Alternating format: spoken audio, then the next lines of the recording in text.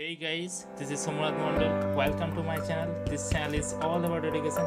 If you want to join me, then please link the subscription button. Thank you.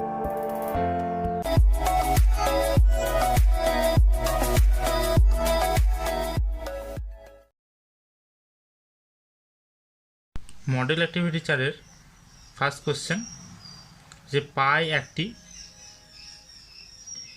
মূলদ সংখ্যা, পূর্ণ সংখ্যা, বীজীয় অমূলদ সংখ্যা, তুরীয় অমূলদ সংখ্যা। আচ্ছা, বীজীয় অমূলদ সংখ্যা কখন হবে?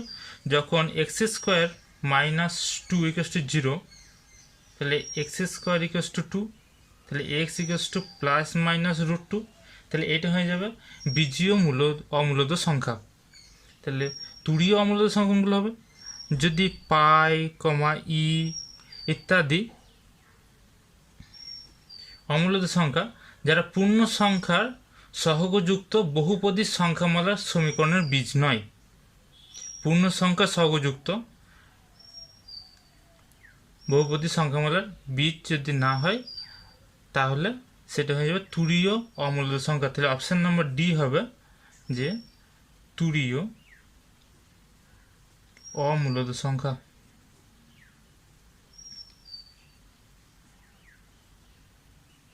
ঠিক আছে।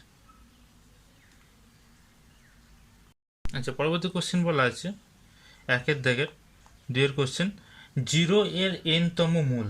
আচ্ছা, আমরা যদি ধরি যে n একটি যদি যে কোনো ধনাত্মক যদি পূর্ণ সংখ্যা হয়, ধনাত্মক পূর্ণ সংখ্যা, সেই ক্ষেত্রে আমরা বলতে পারবো যে x to the power n সমান যদি a হতো, তাহলে এক্স সমান কি লিখতাম? n রুট a, অথবা এটাকে আবার কি লেখা যেতে পারে? a to the power 1/n। তাহলে সেই ক্ষেত্রে আমরা বলতে পারি কি এক্স ইকুয়ালস টু যদি 0 টু দি পাওয়ার 1/n হয়, তাহলে এর মান সর্বদাই 0 হবে। তাহলে অপশান নাম্বার বি হয়ে যাবে আনসার। আচ্ছা, 1 থেকে 3 নম্বর কোশ্চেন বলা আছে, যদি y প্লাস 7 ইকুয়ালস টু 0 হয়, তাহলে সমীকরণের লেখচিত্রটি হবে কীরূপ? তাহলে আমরা লিখতে পারি কি y ইকুয়ালস টু -7, তাহলে y এর মান -7। তাহলে আমরা যদি এখানে লেখচিত্র অঙ্কন করি, তাহলে x আর y, তাহলে y সব জায়গাতে কী হবে? মানগুলো -7 থাকবে। x এর মান আমরা যা খুশি তাই নিতে পারি। তাহলে সেই ক্ষেত্রে দেখা যাবে কি y এর মান সবসময় -7 ঘরে আসবে।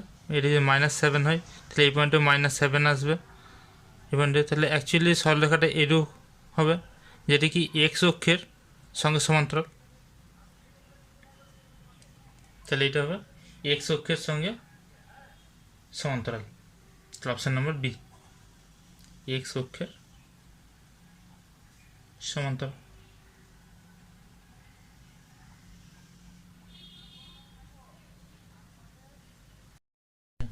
একের দাগে 4 নম্বর কোশ্চেন বলা আছে x plus y equals to 20 এবং 10x plus 5y equals to দেওয়া আছে 140। সমীকরণের বীজদ্বয়ের কীরকম ধারণা থাকবে? সমীকরণের সমাধান যুক্ত হবে কি থাকবে না? আচ্ছা, তাহলে আমরা এই ক্ষেত্রে আমরা বলতে পারি কি এখানে এক্সের সহগ আছে 1, এখানে এক্সের সহগ আছে 10, ঠিক আছে। আর অপরদিকে আমরা দেখতে পাবো যে ওয়াই সহগ আছে 1, ওয়াই সহগ দ্বিতীয় সমীকরণ আছে 5। তাহলে এই ক্ষেত্রে আমরা বলতে পারি যে 1/10 এবং 1/5 সমান নয়। তাহলে এই ক্ষেত্রে a1/a2 not equal to b1/b2 হওয়ার জন্য কী হবে? এখানে কেবলমাত্র একটা মাত্র সমাধান থাকবে। তাহলে অপশান নাম্বার এ হবে অ্যান্সার। তাহলে একটি মাত্র নির্দিষ্ট সাধারণ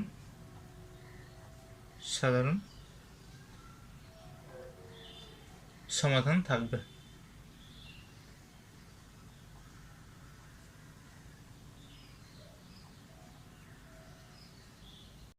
আচ্ছা, 2 দিকের ফার্স্ট কোশ্চেন বলা আছে যে কোনো চতুর্ভুজ আকারের ক্ষেত্রে একটি কর্ণ চতুর্ভুজ ক্ষেত্রের বাইরে যদি থাকে, তাই চতুর্ভুজটি কীরকম হবে? চতুর্ভুজের ক্ষেত্রের বাইরে যদি থাকে তাহলে এটা একটা চতুর্ভুজ, 4টে বাহু আছে, তাহলে এর কর্ণ দৈর্ঘ্য, আচ্ছা আমরা যদি নাম দিয়ে দিই এ বি সি ডি, তাহলে এর ক্ষেত্রে কর্ণ কোথায় হয়ে যাবে? বাইরে হয়ে যাবে। তাহলে এসি হচ্ছে এখানে কর্ণ। এই ক্ষেত্রে কী হবে? বাইরে থাকলে চতুর্ভুজের ক্ষেত্রে চতুর্ভুজটি একটি সামান্তরিক হবে না। এই ক্ষেত্রে আমরা এটা কখনো বলতে পারবো না যে এটা একটা সামান্তরিক, এটা মিথ্যা। আচ্ছা, দুই দিকে সেকেন্ড কোশ্চেন বলা আছে কোন একটি রম্বসের একটি কোণ সমকোণ হলে রম্বসটি বর্গক্ষেত্র হবে। তাহলে আমরা একটা রম্বস যদি আমরা ভাবি, একটা রম্বস যার প্রত্যেকটি বাহুর দৈর্ঘ্য সমান, প্রত্যেকটি বাহুর দৈর্ঘ্য সমান, সেটি হচ্ছে রম্বস। যদি প্রত্যেকটা কোণ যদি একটা কোণ যদি 90 ডিগ্রি হয় তাহলে প্রত্যেকটা বাহুর সরে যাবে, তাহলে প্রত্যেকটা বাহু দেখতে কীরকম হবে? 90 ডিগ্রি হয়ে যাবে, কারণ রম্বসের বিপরীত কোণগুলো সমান হয়। তাহলে এটা 90 ডিগ্রি, 90 ডিগ্রি, 90 ডিগ্রি এবং 90 ডিগ্রি, তাহলে এটা দেখতে আমার একটা বর্গক্ষেত্র। তাহলে কী হবে অ্যান্সার? সত্য হবে।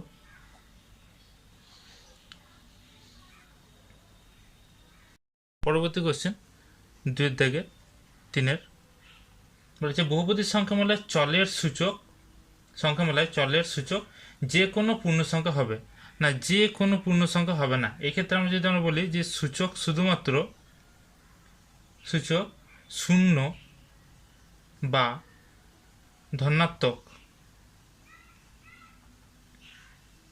পূর্ণ সংখ্যা হলে সংখ্যামালাটি বহুপদী সংখ্যামালা হবে। সংখ্যামালাটি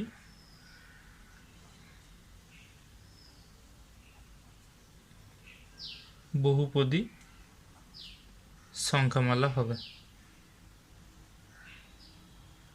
তাহলে এটা হয়ে যাবে অ্যান্সার মিথ্যা। আচ্ছা, তাহলে 4 কোশ্চেন বলা আছে যে 0 একটি বহুপদী সংখ্যামালা, ধ্রুবক বহুপদী সংখ্যামালা এবং শূন্য বহুপদী সংখ্যামালাও। হ্যাঁ, এটা সত্য হবে, কারণ 0 একটি ধ্রুবক বা কনস্ট্যান্ট, ধ্রুবক বহুপদী সংখ্যামালা, বহুপদী সংখ্যামালা এটাও বটে। আবার 0 একটা 0 বা 0 এটা একটা বহুপদী, শূন্য বহুপদী সংখ্যামালা, শূন্য বহুপদী সংখ্যামালা বা 0 পলিনোমিয়াল বলা হয়, শূন্য বহুপদী সংখ্যামালা। সেটা হয়ে যাবে সত্য।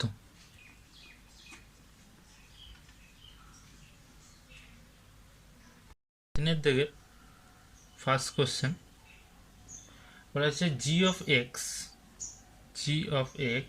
ইজ টু 2x মাইনাস 16 বহুপদী সংখ্যামালাটির সমীকরণ লিখতে বলেছে এবং বহুপদী সংখ্যামালার শূন্য নির্ণয় করতে বলেছে। তাহলে বহুপদী সংখ্যামালাটির সমীকরণ, বহুপদী সংখ্যামালাটির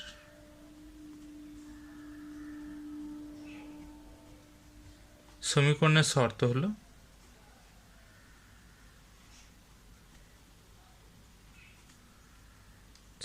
শর্ত হলো জি অফ এক্স ইকুয়াল টু 0। তাহলে আমরা লিখতে পারি কি 2x মাইনাস 16 ইকুয়াল টু 0। তাহলে 2x সমান 16, তাহলে x সমান 16/2 ইকুয়াল টু 8। তাহলে এক্ষেত্রে x equal to 8, G of x equal to 0। তাহলে জি অফ এক্স সংখ্যামালাটির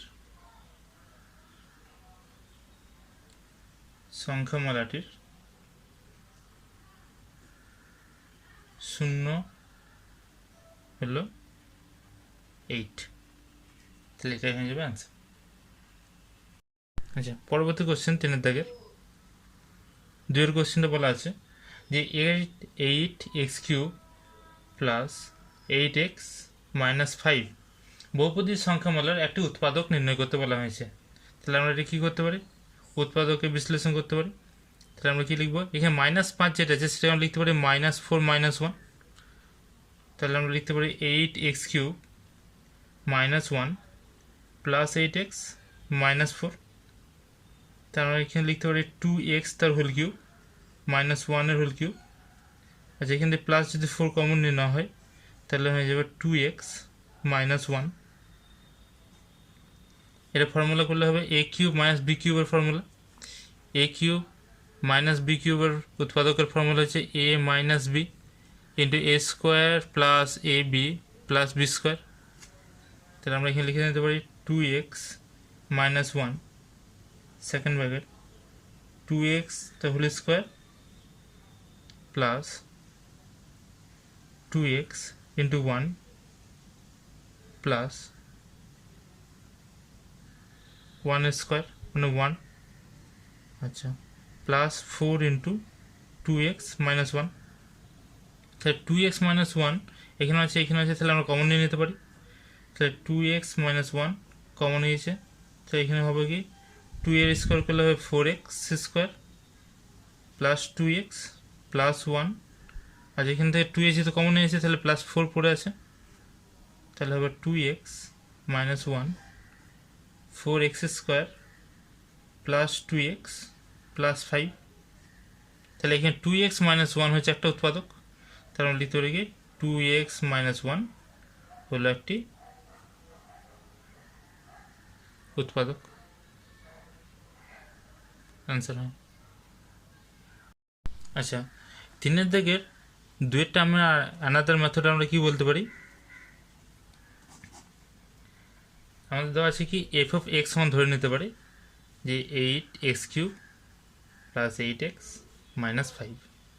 তাহলে এক্সের মান আমরা যদি বসাই 1/2 বসাই, আমাদেরকে এখানে দেখে নিতে হবে যে 1 বসে আসছে কিনা বা 2 বসে আসছে কিনা বা 1/2 প্লাস 1/2 মাইনাস 1/2 বসে আমরা দেখার পর আমরা দেখবো কি এক্স ইকুয়ালস টু 1/2 বসিয়ে যদি আমরা দেখি তাহলে কি পাবো, F of 1/2 equals to 8 into, আচ্ছা এক্স কিউব আছে তাহলে এক্সের জায়গাতে আমরা কি লিখবো 1/2 লিখবো, তাহলে 1/2 এর হোল কিউব প্লাস 8 ইন্টু এক্সের জায়গাতে লিখবো 1/2 মাইনাস 5। তাহলে আমরা এখানে যদি করি তাহলে কাটাকাটি হবে, তাহলে 1/8 হবে 2 এর কিউব প্লাস এখানে 4 2 8 তাহলে কেটে যাচ্ছে, তাহলে 4 মাইনাস 5 এখানে 8 কেটে গেল, তাহলে 1 প্লাস 4 মাইনাস 5 তাহলে ইকুয়ালস টু 0। তাহলে এক্স ইকুয়ালস টু 1/2 বসে আমরা 0 পেয়েছি, তাহলে 2x ইকুয়ালস টু হয়ে যাবে 1, তাহলে 2x মাইনাস 1 ইকুয়ালস টু 0। তাহলে এখানে 2x মাইনাস 1 কী হয়ে যাবে, একটা উৎপাদক হয়ে যাবে, 2x মাইনাস 1 একটি উৎপাদক।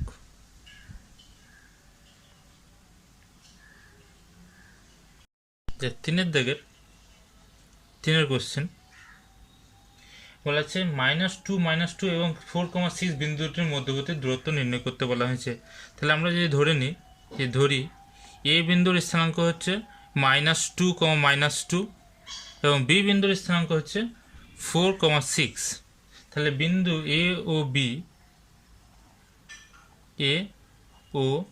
বি বিন্দুদ্বয়ের বা দুটির মধ্যে দূরত্ব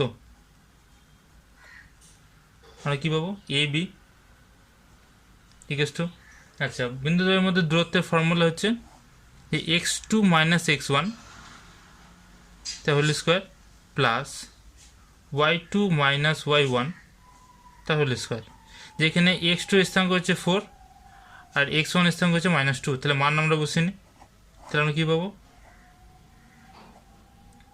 x2 এর মান হচ্ছে 4 মাইনাস x1 এর মান হচ্ছে -2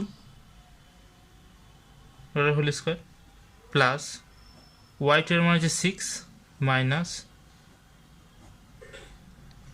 y1 এর মান -2 তার হোল স্কোয়ার। তাহলে আমরা পেয়ে যাব ব্র্যাকেটের মধ্যে 4 মাইনাস মাইনাসে প্লাস হয়ে যাবে, তাহলে 4 প্লাস 2 তার হোল স্কোয়ার 6 প্লাস 2 তার হোল স্কোয়ার। আচ্ছা, তাহলে 4 প্লাস 2 মানে 6 এর স্কোয়ার করলে 36, 6 প্লাস 2 8 এর স্কোয়ার করলে 64, তাই দুজন প্লাস করলে হবে √100, তাহলে হয়ে যাবে 10 একক। বিন্দুদের মধ্যে দূরত্ব 10 একক। আচ্ছা, 4 দিকের কোশ্চেনে বলা আছে যে সামান্তরিক কোনো একটি চতুর্ভুজের এক জোড়া বিপরীত বাহু। আচ্ছা, আমরা একটা চতুর্ভুজ যদি নিই, চতুর্ভুজের এক জোড়া বিপরীত বাহু, আচ্ছা ABCD একটা চতুর্ভুজ নিই, চতুর্ভুজের এক জোড়া বিপরীত বাহু সমান ও সমান্তরাল হলে, যে কোনো এক জোড়া বিপরীত বাহু সমান এবং সমান্তরাল হলে চতুর্ভুজটা একটি সামান্তরিক হবে। তাহলে আমরা এখানে কি করব, কর্ণ অঙ্কন করব। AC কর্ণ অঙ্কন করার পর দুটি ত্রিভুজ উৎপন্ন হয়েছে, সেই দুটি ত্রিভুজকে সর্বসম প্রমাণ করে পরে সামান্তরিক প্রমাণ দেখাবো। এটা আমি ছবি দিয়ে দিচ্ছি এখন, পরে ভিডিওতে এটা এক্সপ্লেন করে দেওয়া হবে। Thank you.